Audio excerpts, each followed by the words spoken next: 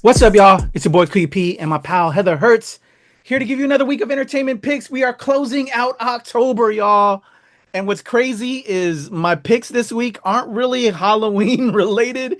I'm sorry. There's too many other crazy stuff going on that I think we're getting like ready for award season. I think they're pushing a lot of films for especially as critics that they want to get us vibing because they want those votes, y'all, which a lot of people want, especially like in current politics right now. Because the following week will be November 3rd. Make sure you go vote, y'all. It's very important, especially in Virginia. And please vote for Spamberger. Anyway, just my quick thoughts. But go get your vote on. And yeah, so these picks are geared towards the award season. But we're gonna lead off with some stuff that are very timely in the now, and we're just gonna get right into it because we're actually doing this in advance for y'all. Because I think hopefully Heather and I will be on vacation, or at least I think she'll be, and I wish I was on vacation right now. So I'll be dreaming of what I could be doing, laying on a beach somewhere. I don't know where it's nice and sandy. I'm sure Heather, you're drinking a mimosa somewhere, right? I mean, maybe, but I don't, I'm not the sandy girl. I'm the hang out in cemeteries girl. So to be fair, Oh, that's right. I know where she's going. It's where I should have gone like a week ago, but it didn't happen because make sure your kids get their stuff in on time and that they actually make it out to school. Then they won't be disciplined, which then brings down the whole family. And we can't do the family trip because we got to make sure our studies are right. We'll eventually get there. But anyway, parental shit. So Heather, you enjoy yourself where you're at and enjoy some apple cider from me, wherever you're at this moment in time as of this recording. Let's get into our picks if you're ready, Heather. sure, let's do it. All right, first up, if you live in the DC area where we make this recording from, you probably remember this. My first pick out the gate, Hunted by My Husband, the untold story of the DC sniper, a doc from ID. That's Investigation Discovery. Let's check it out. 911, what's your emergency? Something's wrong. Something's wrong. The sniper shootings have been in Maryland, DC, and Virginia, and the fear is spreading. Somebody's been shot down. My husband has been shot. There's blood all over. Two snipers in a white van. That's all we had. We were getting hits by the thousands, but we were chasing ghosts. When you have the President of the United States inquiring what's the progress, there's pressure. The crime scene was being searched. A tarot card was found. It said, "For you, Mr. Police, call me God." He was in control. He decided who lived and who died. The FBI said, "Miss Muhammad, didn't you know you were the target? You're that sniper's wife." The man that I married was a complete stranger. Gaslighting, coercive control, manipulation. John kidnapped the children. He was a ticking time bomb. How we could not see how domestic violence is at the core of what he did until other people lost their lives. John Muhammad, he had the plan. He could kill her. Then she would just be another random victim of the DC sniper. Mildred's true story gets hidden behind his story. My story, as it relates to the DC sniper, has never been told. Hunted by My Husband, the untold story of the DC sniper, an ID documentary event, October 28th on ID. All right, there you go. Woo! Y'all, I will have an interview to coincide with that. That'll be up on the channel. I spoke with Dr. Mildred Muhammad, the wife of the DC sniper. It was a heavy interview, but such an amazing interview. I really got to give my love and respect to Dr. Mildred Muhammad to, recant her story. She did that in this documentary and speaking to all of us press. But her purpose now, her living purpose is to stop domestic violence. I never knew. Apparently my wife knew. I didn't watch the true crime docs and the other stuff that came out about this after the events. Because it was just such a haunting thing. I think a lot of us that live in the DC area were so affected, and we got trauma from it. And I didn't get into the stuff about it. So to know that, for me, watching this documentary, finding out that it was because of domestic violence and everything that was about, that is just insane. And again, her purpose now is speaking out and helping victims and helping women out there and male and female, because you can be a male and also be affected. And she spoke about that in my interview with her. It doesn't matter who you are, male or female. If you're in a terrible relationship, if you're domestic violence can happen to you, and that is now her pathway in life. And I really commend her and appreciate her for speaking with me and the ID to continue on helping inform and educate the people about, how this event affected so many people. So those are my thoughts. I know I'm gripped by it. I can't wait for other people to see it, and especially if they weren't as educated as I was. What do you think, Heather? And you lived in this area as well, right? Yes, I was here. I actually had dim sum at a restaurant right next to where a shooting took place later that day. So it was, if you live in DC, and you live in New York, you have stories connected to 9/11 and the DC sniper, and you might not even know it. It's always an interesting conversation to talk to other people when you're like, oh, where were you on that day? Well, I was here. Well, my family was supposed to be doing this that day. It's very heartbreaking, and also trauma bonding. A lot of trauma bonding with these stories. Of trauma bonding. I'm very interested. I'd love to see it. Of course, I'm a documentary head. I love watching stuff like this and understanding her story. That her story was always there's several conspiracies around what happened with the sniper, but she was always an integral part of those conspiracies. So with that being said, I'm looking forward to this. I'm looking forward to your interview, very much so. All right, so there you go. Those are our thoughts on Hunted by My Husband. Next up, again, we're going to start clicking off films that they're ready for award season, because they're some of the best put together films, acted films. And this one, I've been hearing a lot from my fellow critics that saw this on the festival circuit that I'm really looking forward to catching. It's called Hedda, coming to Prime Video. Let's check it out. Yeah, I'm looking forward to this. I've heard so much about you, Mrs. Tesman. Hedda is fine. What have you heard? That before you were domesticated, you were like fire. Could you tell us the events of the evening up to the incident?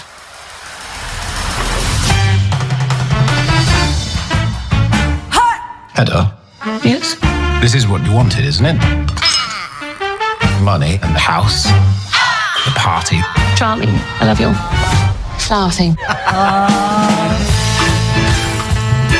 Nothing can go wrong tonight, Hedda. Nothing.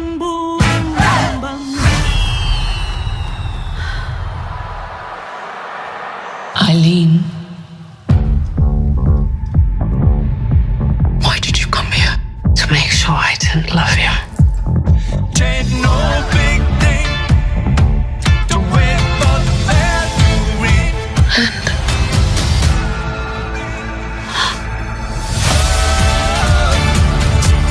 You sing. What? On edge. Hedda, darling, what are you up to? You'll see. You're not leaving, are you? Best to resist temptation. Oh, come on, Eileen. You're stronger than that. What has got into you? Sometimes I can't help myself. Jesus, these people. Why are you like this? What are you so afraid of? I hope you're happy.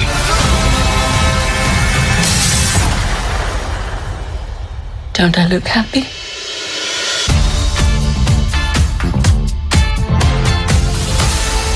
All right.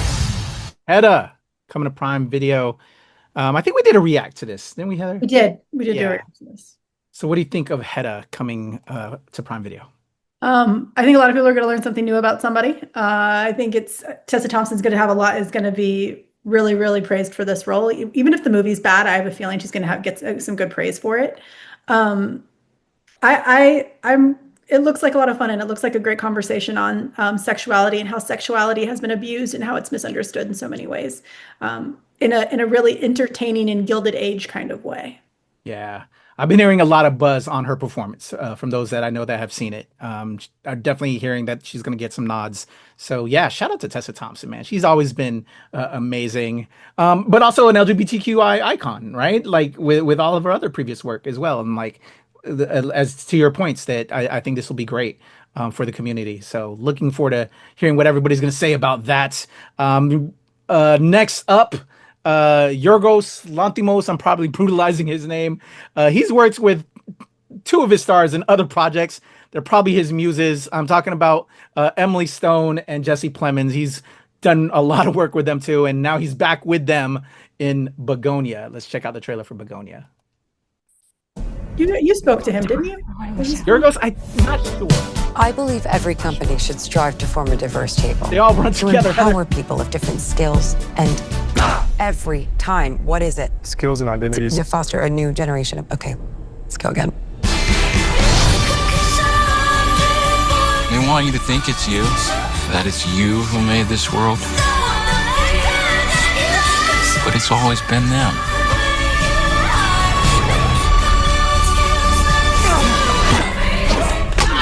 All we've lost, all that's been done to us, we're setting that right again. Greetings. Welcome to the headquarters of the human resistance. Where's my hair? Your hair has been destroyed to prevent you from contacting your ship. What ship? Your mothership? Okay. In the next 48 hours, the police and the FBI will begin a statewide manhunt. I'm a high-profile female corporate executive. I am crucial. In all humility, I can say that. Think of it like you abducted the governor, but worse. There is no possible scenario where you benefit from this incident. That was really good. My pulse is racing right now.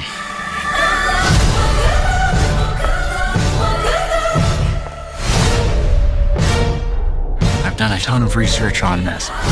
You're killing our planet. Alien fellas. I'm not an alien.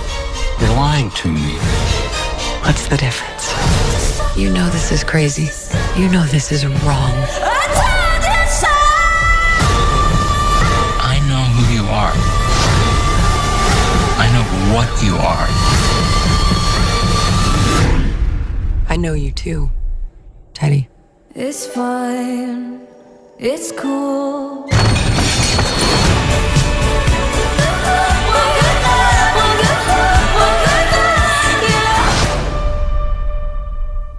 All right, there you go. Bugonia from Focus Features. I think we did the teaser a while back. I don't think it was me. That might have been the other team. Okay. So I actually hadn't seen the real trailer. I think this gave away a little bit more because when I went into it, I was completely blind because the teaser didn't give as much as this just did. No. But I've already seen it, and I'll have a review up on the channel, y'all. But what are your thoughts, Heather? Latimos has always been one to make a very public statement, or to make very honest public statements about opinions and about life and about politics and about environment. And so this just seems like another one of those things where he's going to just make a very open statement with some great actors. No matter how crazy his movies get, they always have a really good statement. They always have really great acting and writing to them. So I'm sure this is going to be a good movie. I'm sure it is. Would I love to run to the theater and see it? Absolutely. Am I also okay that my sanity is going to be kept intact for a little bit? A little bit.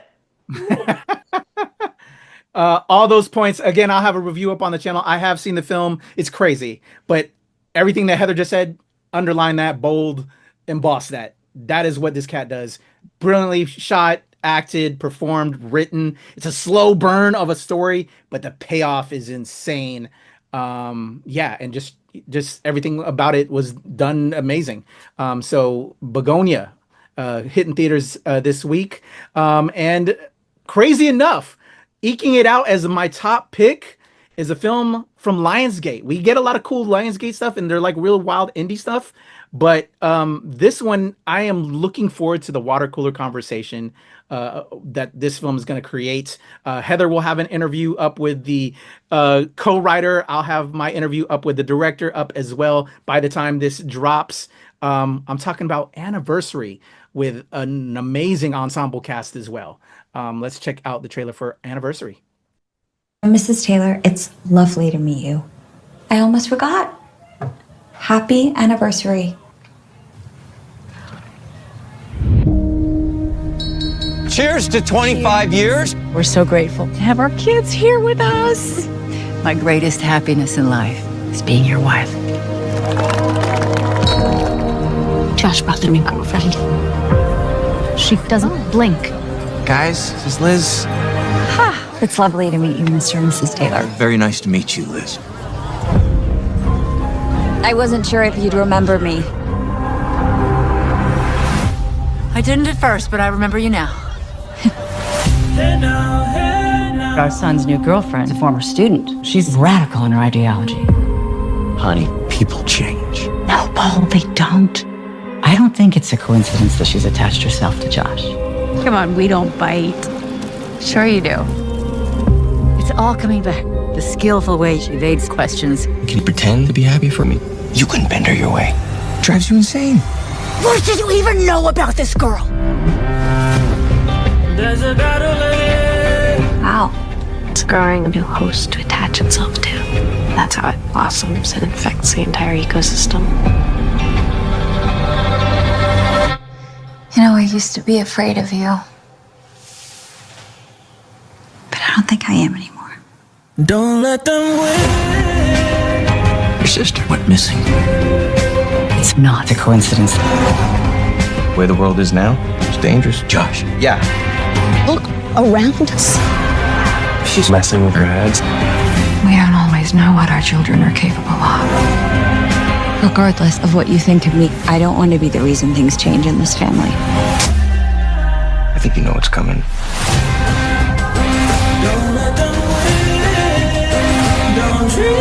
You have obliterated us. What more do you want?